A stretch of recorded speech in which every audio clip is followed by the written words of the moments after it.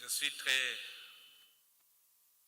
ravi d'être ici devant vous, surtout quand j'ai cette occasion de parler devant des personnes adultes qui ont montré leur expérience dans la jeunesse, mais qui aujourd'hui se comptent parmi les adultes. Ici, je fais allusion à son Excellence l'ambassadeur Ézéchiel, qui était président de la Ligue des jeunes du parti au pouvoir, Ligue Imbonerakure, mais qui maintenant est président de la commission de la CAC.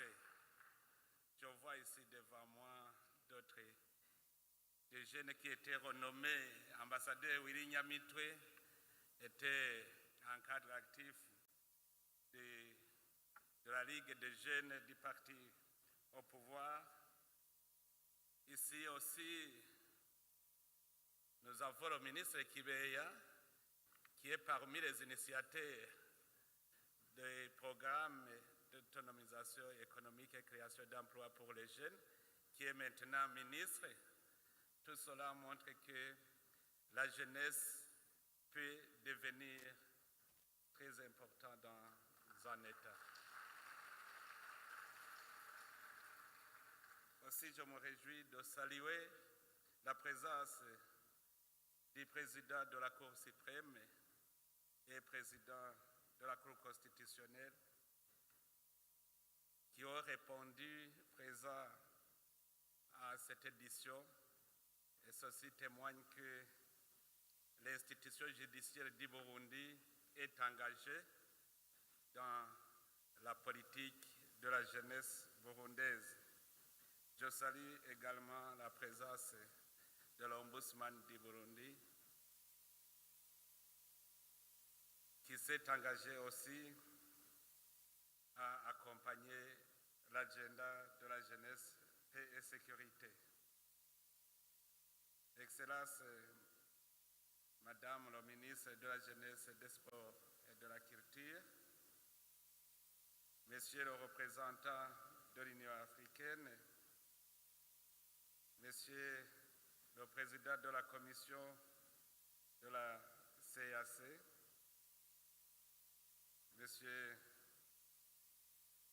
Mesdames, Messieurs les représentants des partis politiques ici présents, je salue votre présence parce que les partis politiques sont la source principale de toutes les politiques du pays et je salue la présence du secrétaire général adjoint du parti au pouvoir qui est venu avec les hauts représentants de ce parti. Monsieur le représentant de l'envoyé spécial de l'Union africaine dans la région de Grand Lac,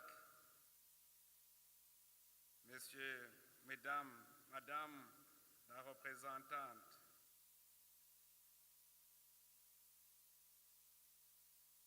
de Seychelles, Monsieur le représentant de la Gambie, Monsieur le représentant du PNUD au Burundi,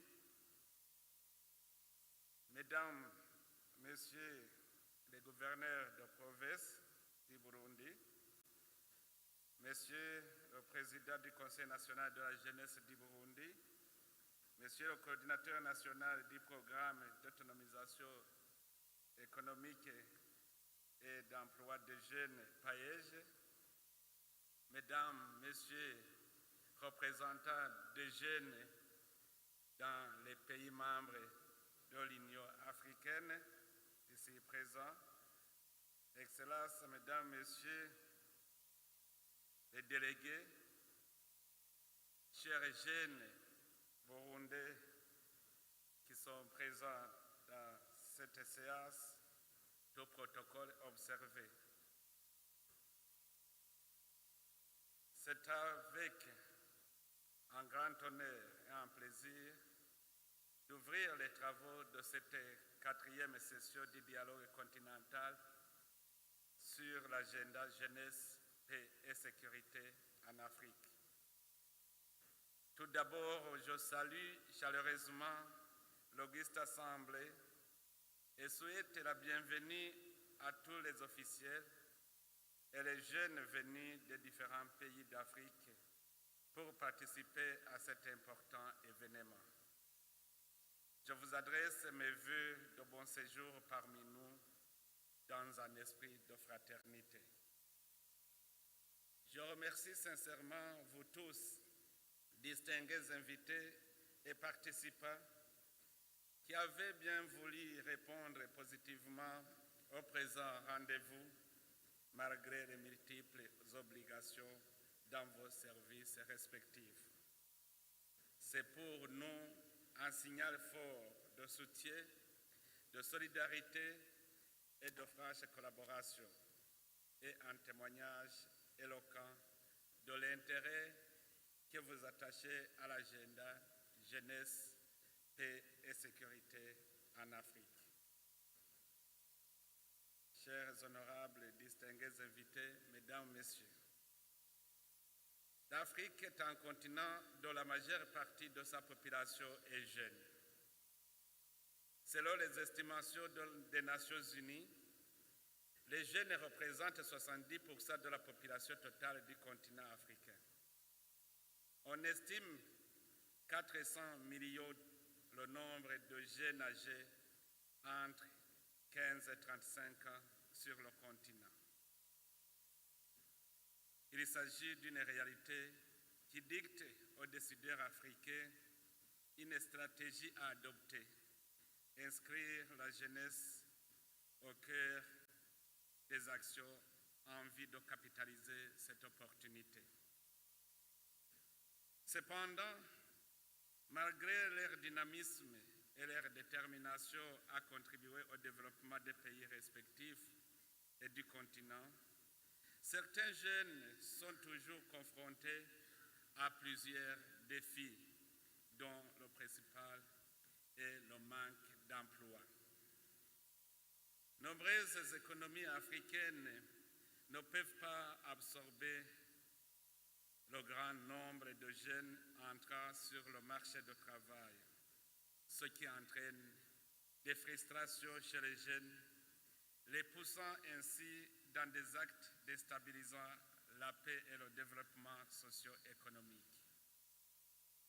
De même, on constate amèrement que beaucoup de jeunes Africains quittent leur pays dans l'espoir de trouver de meilleures opportunités d'emploi ailleurs.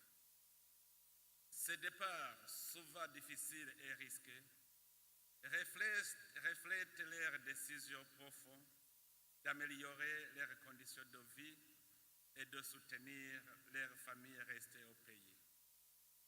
Et cela s'ajoute à d'autres enjeux mondiaux qui se répercutent sur le continent.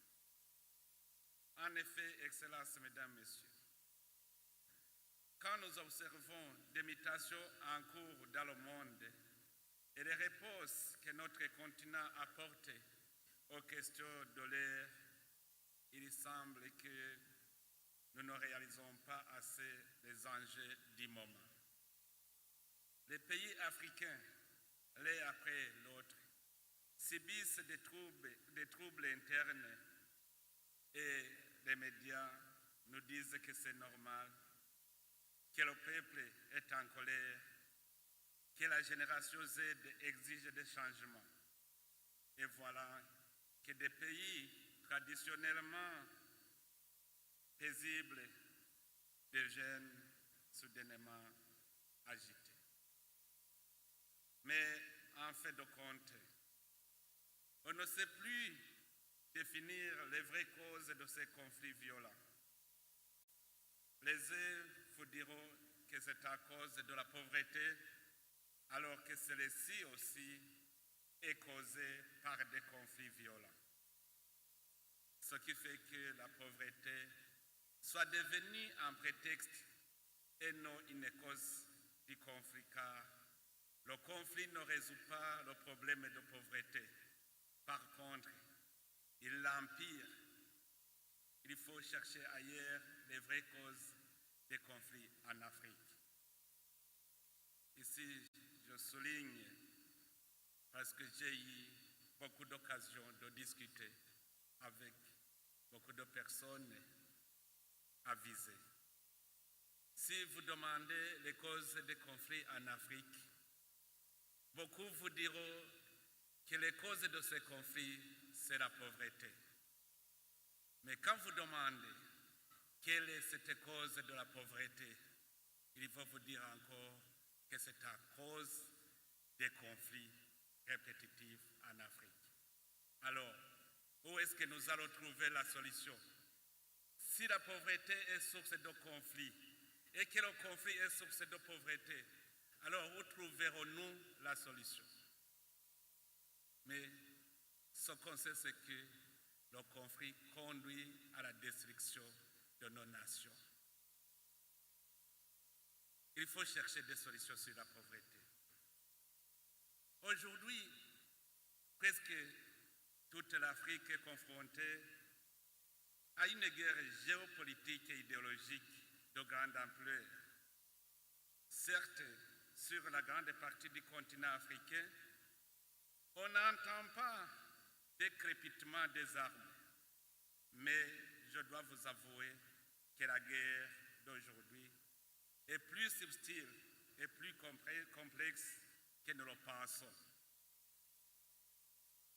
L'Afrique est l'objet de convoitises multiformes, mais pour pouvoir mettre la main sur les immenses richesses du continent, les géants de son monde attisent le feu et les conflits.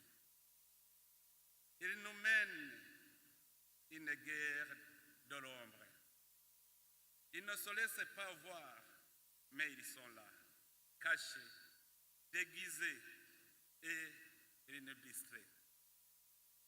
Dans un tel contexte, les pays comme la RDC ici à côté peuvent se faire agresser et vivre des conflits interminables pendant que la communauté internationale regarde ailleurs alors que nos cris semblent inaudibles. Les pays comme le Mali, le Burkina Faso, le Niger et les autres pays du Sahel peuvent se retrouver confrontés à l'insécurité djihadiste pendant des années sans que la communauté internationale ou régionale n'intervienne pour ramener l'ordre en guise de solidarité. Des soulèvements populaires éclatent dans des pays traditionnellement très paisibles. Et à la fin, on découvre que l'argent qui était destiné à l'aide au développement a servi à financer le changement des régimes peu favorables aux intérêts des puissants. Des leaders politiques qui pourtant devraient contribuer au maintien de la paix et à la stabilité deviennent des acteurs de destruction de leur pays pour raison d'être au sommet de l'État.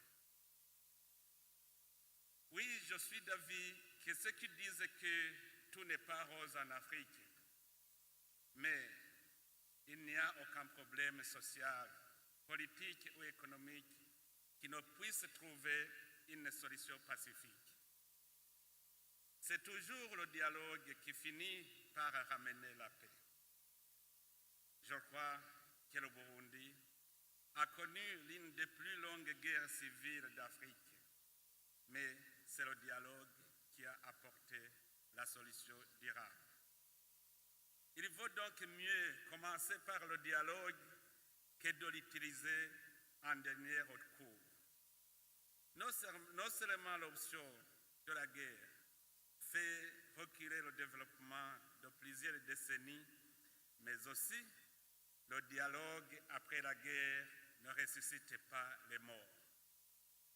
Même si nous arrivons à une paix par le dialogue, nous regrettons toujours nos morts. Alors, pourquoi accepter de nous entretuer au lieu de s'asseoir ensemble pour dialoguer? Nous avons donc besoin d'une Afrique en paix, mais également d'une Afrique debout et consciente des enjeux géopolitiques et géostratégiques d'aujourd'hui. C'est pour cette raison que nous sommes réunis dans ce dialogue continental pour échanger sur comment éviter les guerres en Afrique en menant un combat contre tout ce qui peut être la cause des conflits en Afrique. Il y a des sujets qui sont évoqués souvent, les sujets de manque de leadership, les sujets de non-exploitation de nos ressources qui causent la pauvreté.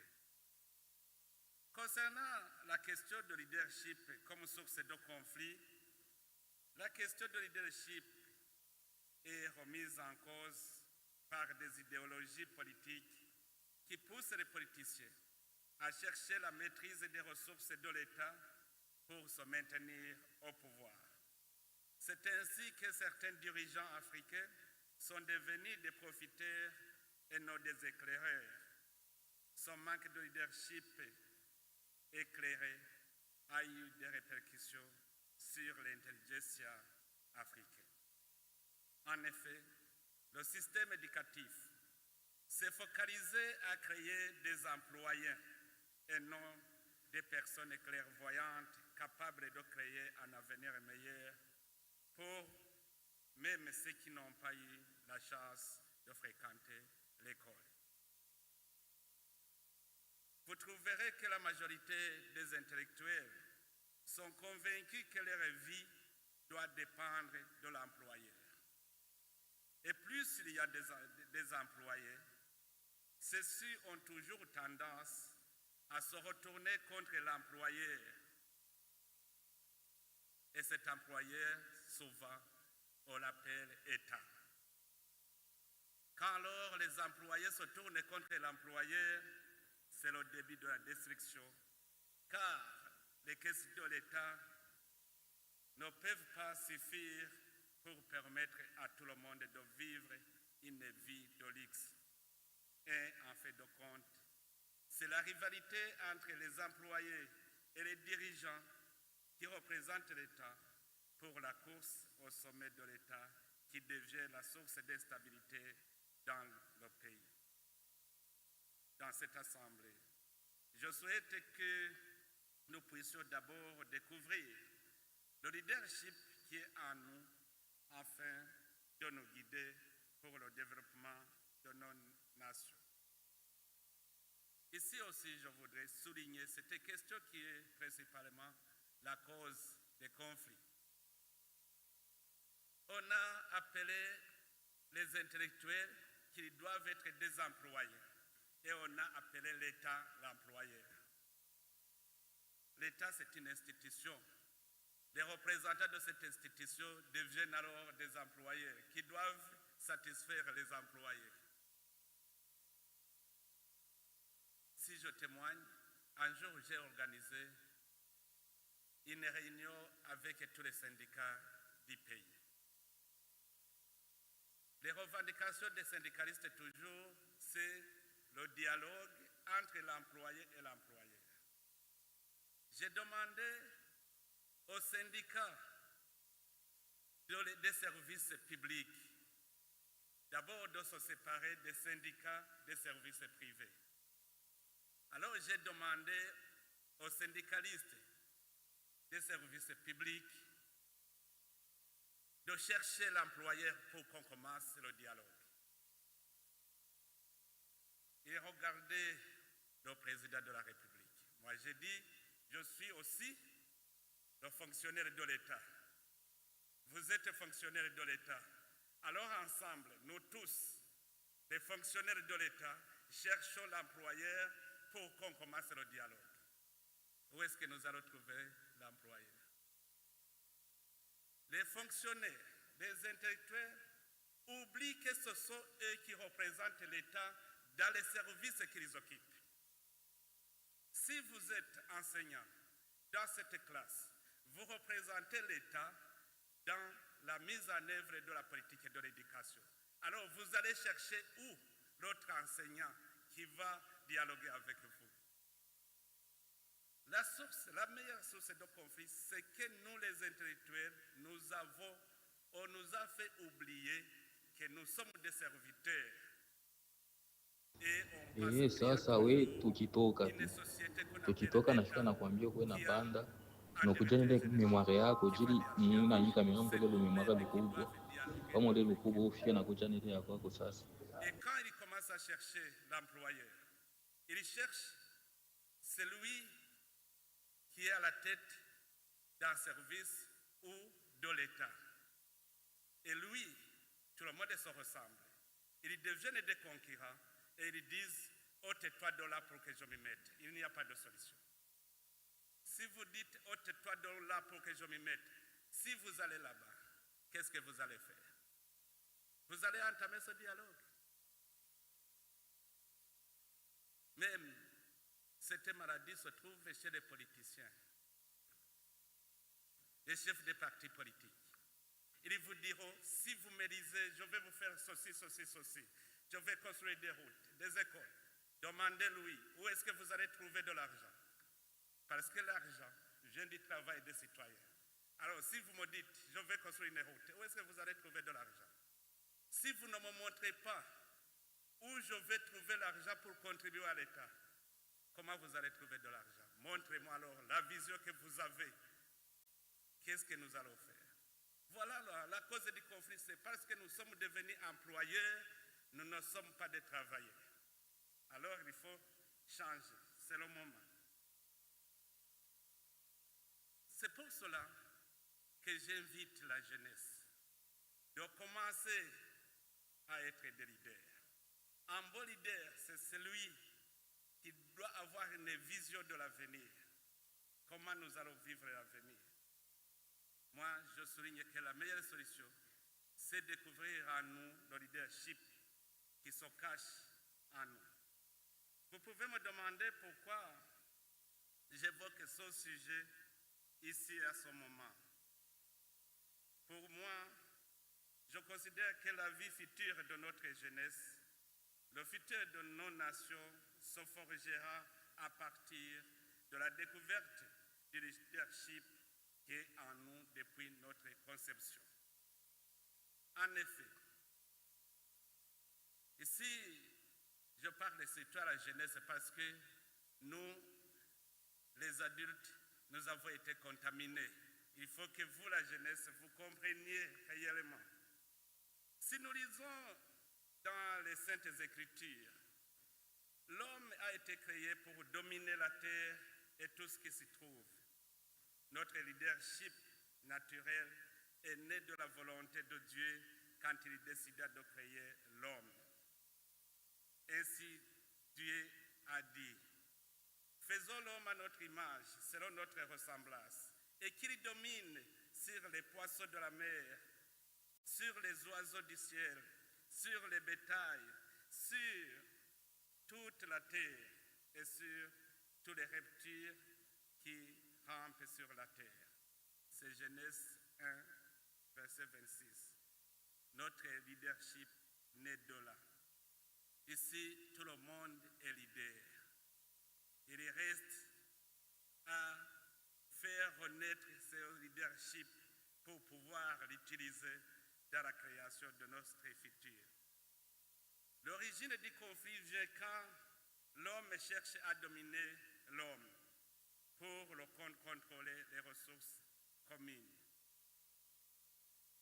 C'est là l'origine. L'homme commence à dominer l'homme, alors qu'à la création, ce n'était pas prévu que l'homme domine l'homme. L'homme domine la terre et tout ce qui s'y trouve, mais il n'a pas eu l'autorité sur l'homme. Le conflit commence quand l'homme veut dominer l'autre homme pour le contrôle des ressources communes. Le leader, c'est celui qui sait transformer la situation du moment pour créer un avenir meilleur. C'est vous les jeunes qui doivent le faire aujourd'hui. Vous devez étudier comment transformer la situation du moment pour créer un meilleur avenir. Et si nous comptons sur les autres, il nous sera difficile de créer cet avenir. En ce qui est de la question de non-exploitation de nos ressources naturelles comme source de conflit, avant de créer l'homme, Dieu avait mis en place toutes les ressources qui serviront à la vie de l'homme et celui-ci a été appelé à les transformer. Dans la Bible, nous lisons dans Genèse 2, verset 26, que lorsque l'Éternel Dieu fit la terre et des cieux, aucun arbuste des champs n'était encore sur la terre et aucune herbe des champs ne germait encore, car l'Éternel n'avait pas fait pleuvoir sur la terre et il n'y avait point d'homme pour cultiver le sol.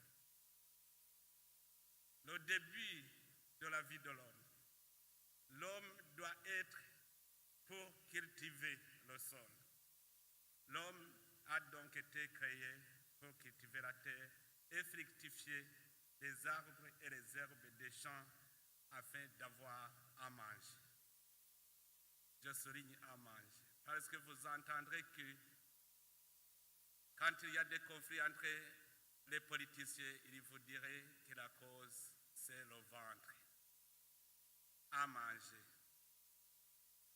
Alors, où est-ce qu'ils trouvent ce qu'ils peuvent manger sans qu'ils ont cultivé? En plus, après la création de l'homme, l'Éternel Dieu dit à Adam, c'est à la sueur de ton visage que tu mangeras du pain jusqu'à ce que tu retournes dans la terre. Oui, Dieu avait tout prévu. Il savait que l'homme aura besoin à manger. Il a mis alors à sa disposition la matière première, le sol, les semences et la pluie. C'était pour lui permettre de produire des aliments.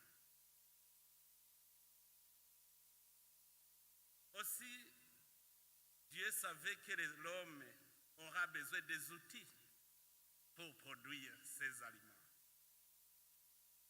Nous avons le sous-sol, des minéraux. Nous devons nous habiller, nous devons habiter des maisons décentes. Mais sans transformer nos ressources naturelles, nous ne pouvons pas les avoir. Malheureusement, il y a d'autres qui vous diront, qui vous enseigneront qu'un intellectuel ne peut pas travailler la terre. La question de non-exploitation agricole conduit à l'insécurité alimentaire, car comme le prescrit le proverbe burundais harayin inzara hazinduka inzigo, en français, j'ai découvert que tous les hommes se ressemblent, parce que les proverbes qui se trouvent en kirundi aussi se trouvent en français. Le proverbe français dit que lorsque la faim est à la porte, l'amour s'en va par la fenêtre. Et la misère et la faim détruisent les sentiments de l'homme. C'est pour cela que je dis, nous voulons avoir un bon cœur, avoir un bon sentiment envers autrui. C'est ça la paix. Avoir un bon cœur, avoir un bon sentiment envers autrui, c'est ça la paix. Or, lorsque la faim est à la porte, l'amour s'en va par la fenêtre. Nous devons créer notre indépendance financière en générant des revenus afin de créer ce bon sentiment. Malheureusement, devant notre misère, on cherche à qui jeter le tort. Quand on est misérable, on cherche toujours c'est à cause de qui. Et souvent, c'est l'autorité de l'État qui est accusée. Est-ce que le président de la République peut aller cultiver dans ta propriété? Il le pourra. Mais chaque fois qu'on est misérable, on pense que la misère a été causée par l'autre. On ne cherche pas en nous. C'est pour cela que je voudrais qu'on réveille ce leadership qui nous pousse à créer notre avenir en créant l'indépendance financière.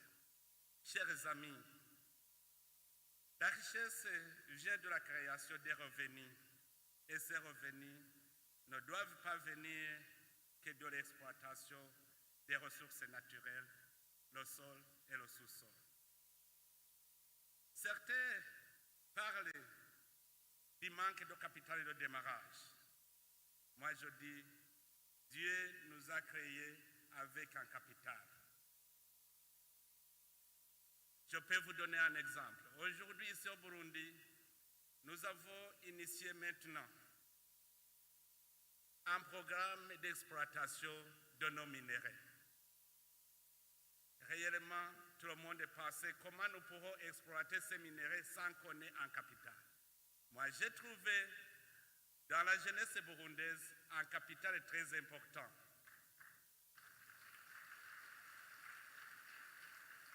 J'ai dit, maintenant nous avons un champ qui est mûr pour être récolté. Nous avons besoin de travailler pour récolter ce champ. J'ai mobilisé toute la jeunesse burundaise et aujourd'hui on a commencé à vendre nos minéraux grâce à la force de nos jeunes. Demain, on aura ce capital pour pouvoir acheter les machines afin de transformer. Nous avons maintenant des ingénieurs. Si aujourd'hui on vend des minéraux bruts, demain on va vendre des minéraux semi-finis.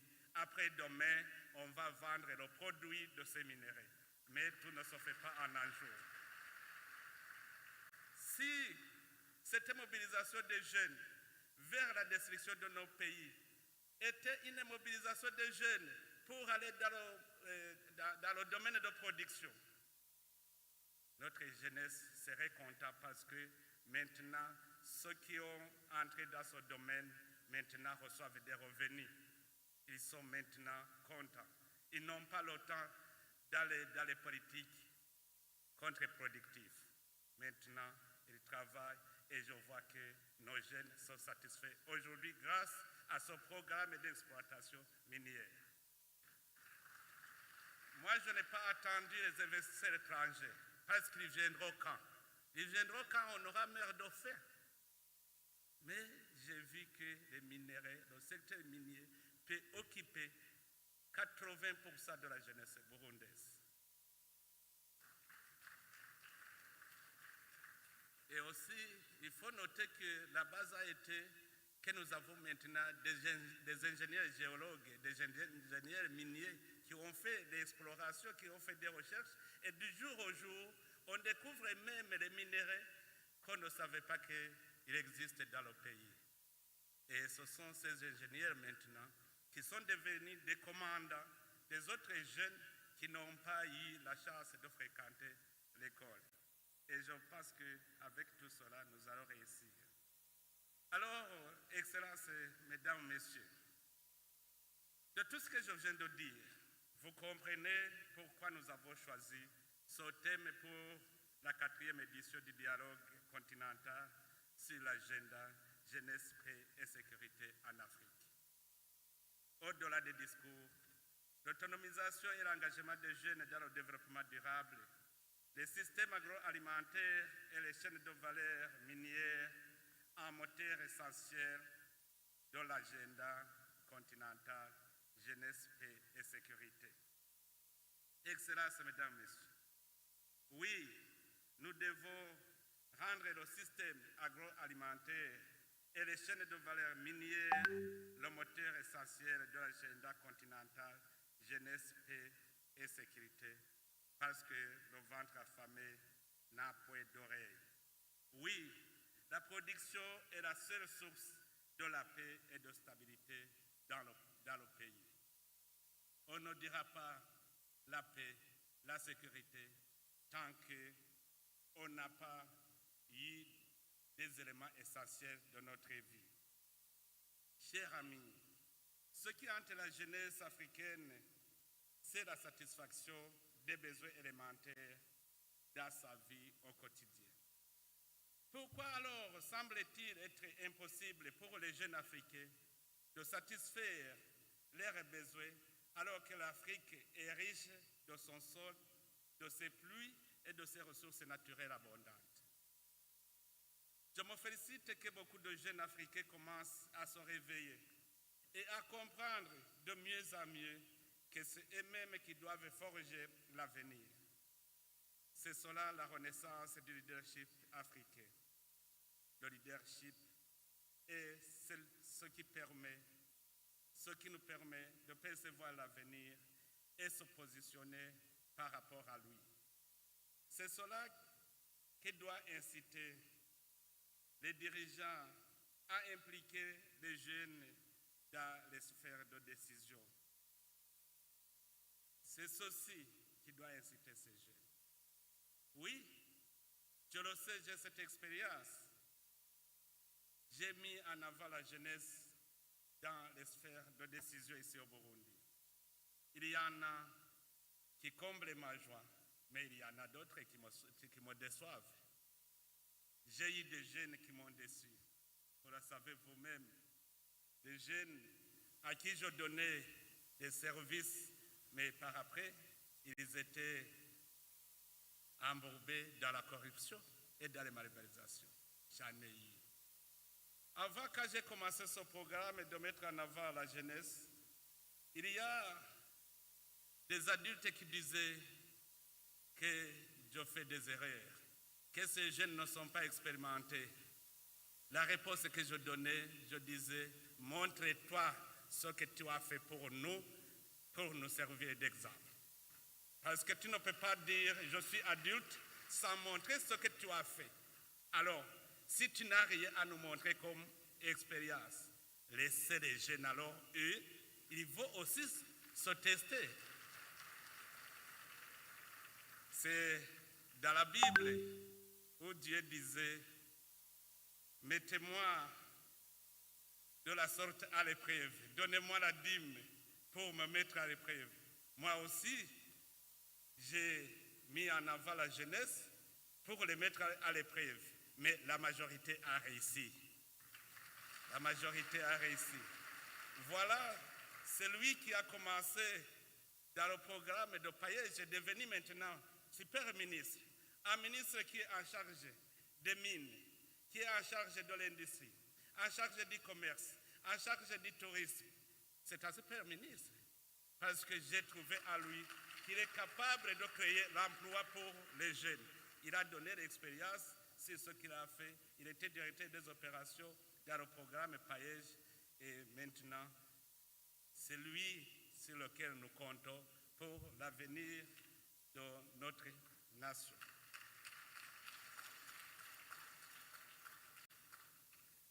En effet, Excellences, Mesdames, Messieurs, ici je m'adresse aux adultes pour leur faire comprendre la situation dans laquelle nous sommes passés. Nous avons évolué dans une société piégée qui nous enseigne à vivre le régime de la dépendance. On étudiait. On nous disait que si vous étudiez, vous serez employé au lieu de produire. On vous disait que l'État a été qualifié l'employeur qu'il va vous donner du travail.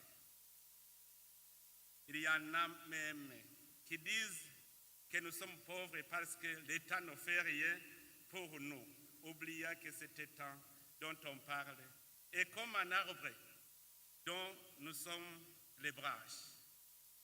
Si l'arbre est coupé, le tronc, les branches et les fruits qu'il porte tombent tous. Nous avons donc besoin d'entretenir cet arbre. Ce n'est pas l'arbre qui nous entretient, c'est nous qui devons entretenir l'État pour lui donner la vigueur de nous porter. Et pour cela, nous devons avoir des moyens de l'entretenir. Et d'où viendront ces moyens? Il y a des fonctionnaires qui ne savent pas d'où vient leur salaire. Les fonds que l'État utilise dans tous ces programmes ne proviennent que des impôts, des taxes et des redevances.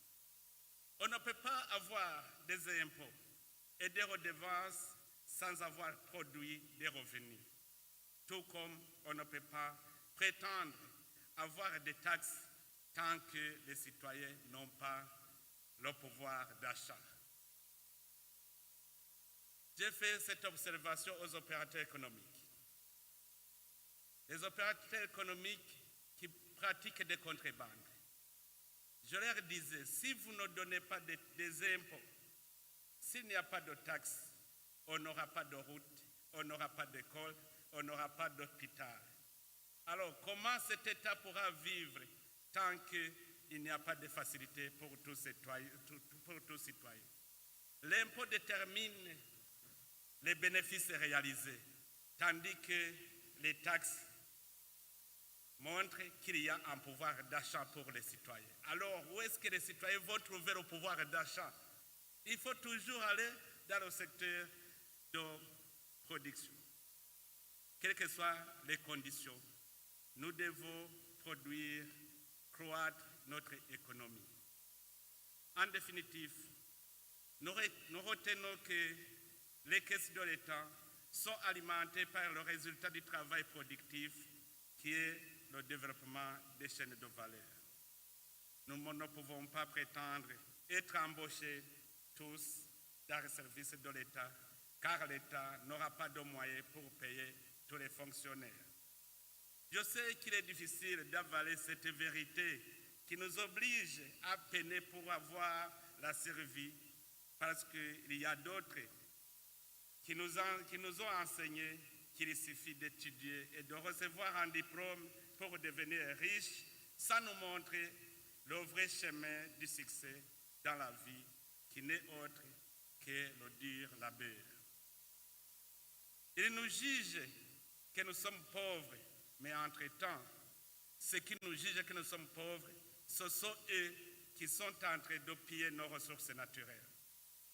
Avec nos ressources, ils créent des richesses qui servent d'appât pour attirer les jeunes à quitter leur pays, pensant que la vie meilleure se trouve dans ce pays. On prend nos ressources, on va les transformer, on donne l'emploi à leur jeunesse et on nous attire pour aller là-bas. Pourquoi? Parce que si nous y allons, la main-d'œuvre devient moins chère. Mais aussi ce qu'ils transforment, ils vont le vendre chez nous à plus cher. Pourquoi alors nous, puisque nous avons étudié, nous ne pouvons pas transformer ces ressources pour en faire les vendre chez eux? C'est possible, mais c'est une décision. Parce que c'est là même qui veulent qu'on les donne nos ressources naturelles. Ce sont eux qui nous incitent à la corruption et à la malversation économique. Ils traitent nos dirigeants. Vous verrez qu'en dirigeant nos corruptibles, il est mal vu par certaines puissances. Vous verrez que les pays qui ont démontré leur capacité de se développer, ce sont les pays qui ont été cibles de destruction. La Somalie était la grande puissance en Afrique.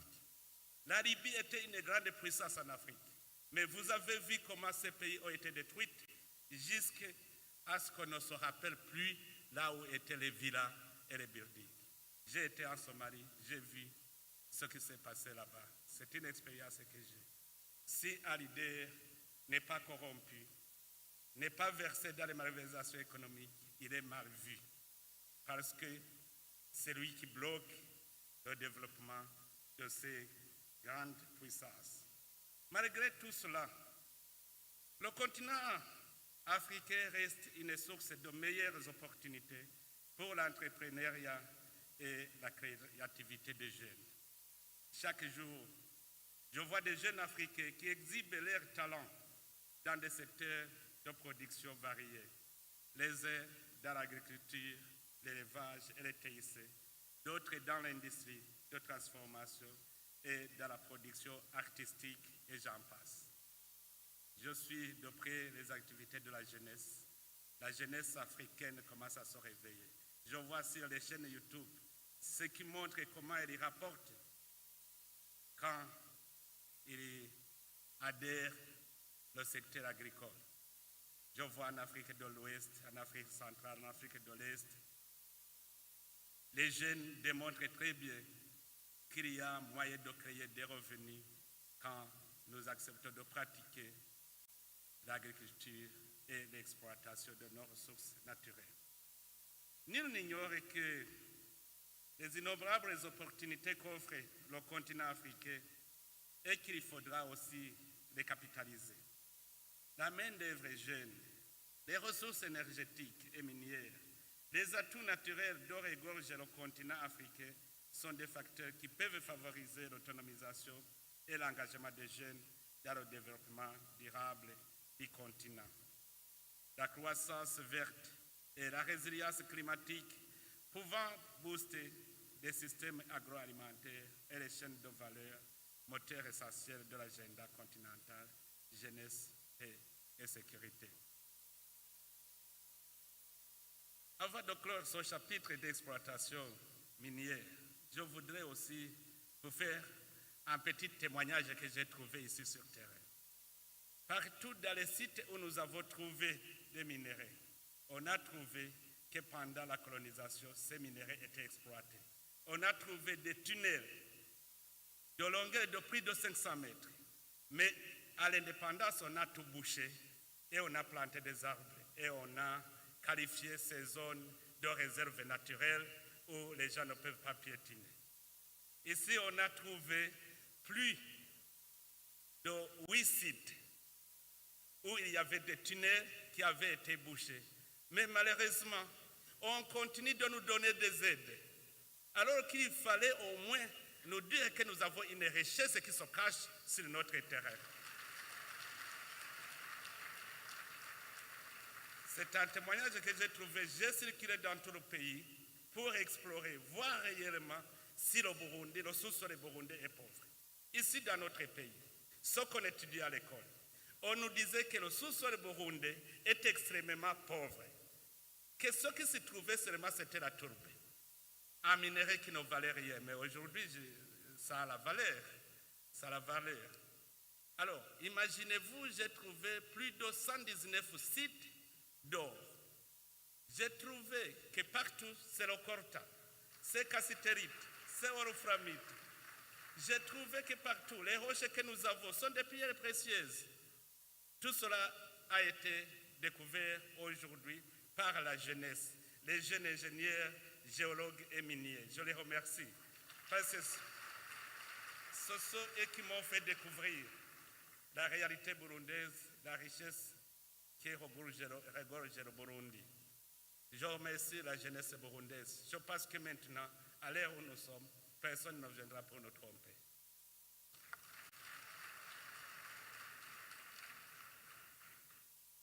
Chers honorables et distingués invités, mesdames, messieurs, la jeunesse est synonyme d'avenir et d'espoir, mais aussi d'opportunités à saisir.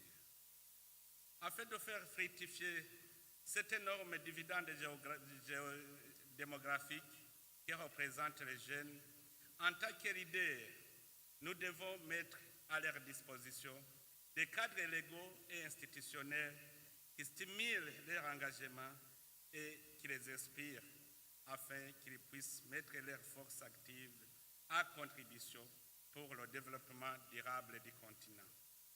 À ce propos, le Burundi est en train de connaître une transformation significative grâce aux efforts conjugués du gouvernement, des partenaires au développement et des jeunes. Nous avons certes eu l'occasion de parler des initiatives burundaises dans ces dernières années en matière d'autonomisation des jeunes et de lutte contre le chômage, au sommet desquels se trouvent la Banque d'investissement pour les jeunes, la Banque d'investissement et de développement pour les femmes, le Centre de formation polytechnique et de reconversion professionnelle de Russie et le programme d'autonomisation économique et d'emploi des jeunes. On l'a dit souvent, aujourd'hui on a commencé à récolter des fruits. Au centre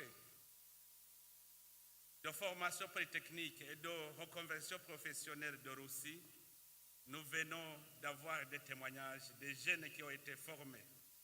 Je remercie l'Union africaine à travers la BAD qui ont financé l'équipement pour ce centre.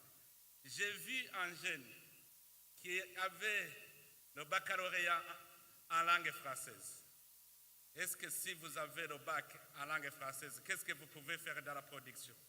Mais arrivé au centre de reconversion professionnelle, elle a appris la gestion des ressources humaines par la digitalisation. Et quand il a terminé, il nous a démontré qu'il est capable maintenant de gérer les ressources humaines d'une entreprise. Mais avant, il ne savait pas. Nous avons vu des ingénieurs en construction qui ne savaient même faire des plans de maison. Mais aujourd'hui, ils sont capables avec des logiciels qu'ils ont appris. Nous avons presque les équipements pour la formation dans tous les domaines, que ce soit l'agriculture, que ce soit la technologie, même l'irrigation. On apprend aux jeunes comment faire l'aménagement des irrigations. Donc ce centre nous a été très utile. Pour le paillage et la banque de développement pour les jeunes, on a eu depuis 2021 des chiffres qui nous indiquent que 44 929 jeunes ont été directement formés. 4 558 projets ont été financés par le programme. 4 558 projets ont été financés par le programme. 4 514 stages ont été offerts aux jeunes. 13 576 000 jeunes ont été sensibilisés. 609 stagiaires embauchés. 16 846 emplois permanents ont été créés. 83 469 emplois temporaires ont été créés et 51 977 emplois potentiels ont été créés. Parce que si vous créez une entreprise, vous créez aussi l'emploi. Ceci veut dire que les initiatives d'autonomisation et de la jeunesse sont en train de reconfigurer l'ossature économique de notre pays. Grâce à l'appui des différents programmes et structures à leur disposition, les jeunes burundais continuent d'innover dans des domaines clés comme l'agroalimentaire, les technologies, l'exploitation minière, l'économie circulaire et les services sociaux. Nous sommes plus que satisfaits et très heureux de noter que les jeunes burundais manifestent une grande disponibilité à s'impliquer et à participer aux actions de développement et surtout à prendre des responsabilités dans l'élaboration, la mise en œuvre et le suivi des projets et programmes qui déterminent véritablement leur avenir et celui de la nation burundaise à travers des structures mises sur pied par le gouvernement. Honorables et distingués invités, mesdames, messieurs, comme d'aucuns parmi nous le savent, les questions en rapport avec la jeunesse, la paix et la sécurité sont des questions transversales qui nécessitent d'être associées à des programmes et des interventions particulièrement centrées sur la protection sociale, la protection de l'environnement, la consolidation de la paix et l'autonomisation des jeunes. C'est dans ce cadre que des efforts visant à promouvoir la paix et la sécurité en Afrique, en particulier l'intégration de la contribution des jeunes, ont été entrepris par l'Union africaine.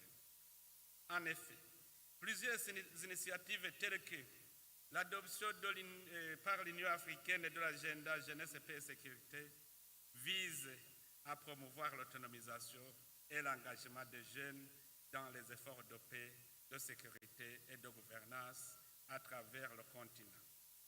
L'adoption de la résolution 2250 sur les jeunes, la paix et la sécurité par le Conseil de sécurité des Nations Unies en 2015 a consacré l'inclusion des jeunes dans la construction de leur propre avenir en invitant à prendre part à la création des solutions pacifiques dans les régions touchées par la violence et les conflits armés. L'influence de la jeunesse sur la marche du monde reste prépondérante. En les associant au vrai sens du terme, aux initiatives de la promotion de la paix et de la sécurité et de la stabilité en Afrique, les institutions concernées doivent donner de la visibilité aux contributions que les jeunes apportent au monde d'aujourd'hui et à celui de demain. Je ne le dirai jamais assez. Nos meilleures ressources sont les jeunes de nos pays. Notre jeunesse représente ce que sera notre continent et il est de notre devoir de leur permettre d'atteindre la meilleure version d'eux-mêmes en tant qu'agents de changement et ils sont les seuls à pouvoir dessiner l'avenir du continent. L'Afrique doit impérativement investir dans des solutions qui offrent aux jeunes de réelles possibilités de se lancer dans les activités qui leur permettent de réaliser leurs rêves et devenir des architectes de leur propre destinée. C'est pour cela que j'invite mes homologues présidents et chefs de gouvernement africains à prendre des initiatives audacieuses de nature à permettre aux jeunes de se sentir soutenus et encouragés. Aussi, j'invite les jeunes à ne pas se distraire et aussi à apprendre la discipline de la vision. Pour pouvoir mettre en œuvre la vision, il faut la concentration, il faut la discipline, il faut toujours aller dans le même sens tous ensemble. Ici au Burundi, notre slogan, c'est « Ensemble, tout est possible ». On ne pourra vaincre la pauvreté que si on est ensemble. Les dirigeants et les dirigés, les adultes et les jeunes, ensemble, nous pourrons bâtir notre avenir. Et nous devons le comprendre tous. Les systèmes agroalimentaires et les chaînes de valeur minières sont des secteurs clés pour pouvoir booster l'économie africaine. Ils offrent des opportunités pour les jeunes de créer des emplois. Je l'ai dit, maintenant, plus de 5 000 jeunes sont employés dans le secteur minier. Ces programmes peuvent aussi offrir des opportunités de développer des entreprises et de contribuer au développement des pays ainsi qu'à leur autonomisation. Cependant, ces secteurs sont également confrontés à des défis importants tels que la dégradation de l'environnement, la course des grandes puissances qui veulent exploiter les minéraux et les exporter à l'état brut. Honorables et distingués invités, mesdames, messieurs, en concluant, je voudrais réitérer notre vœu le plus cher, que ces assises restent une meilleure opportunité d'échange, d'ouverture et de prise de conscience des enjeux du moment. Ici, dans ces assises, vous aurez l'occasion de discuter et d'échanger d'expériences. Mais d'ores et déjà, il faut nous-mêmes nous focaliser sur la question de paix et de stabilité. Si nous n'acceptons pas de se faire violence pour résister à cette pauvreté et commencer à travailler, toujours on sera dans le cercle vicieux de destruction et le développement ne sera pas possible dans nos États. Il est temps qu'on se fasse violence, qu'on voit ensemble l'avenir et c'est nous-mêmes qui devons le créer. En ma qualité de champion de l'agenda jeunesse, paix et sécurité de l'Union africaine, je désire profondément que ces échanges contribuent à la réalisation de notre aspiration d'intégrer les jeunes dans la construction de la paix, de la sécurité en Afrique et voir les jeunes africains prendre en main leur développement économique par la création d'entreprises et la valorisation des produits africains. et de prendre leur destin en main pour devenir des architectes de l'avenir. C'est à ce prix que nous parviendrons à l'édification d'une Afrique sûre et stable, une Afrique prospère, intégrée, unie, une Afrique où il fait bon vivre. C'est sûr, c'est vrai, que nous déclarons solennellement ouvert les travaux de la 4e édition du dialogue continental sur la jeunesse, paix et sécurité, organisé sur le thème « Au-delà des discours, l'autonomisation et l'engagement des jeunes dans le développement durable, le système agroalimentaire et les chaînes de valeur minière, un moteur essentiel de l'agenda continental, jeunesse, paix et sécurité ». Que Dieu bénisse vos travaux. Je vous remercie de votre aimable attention.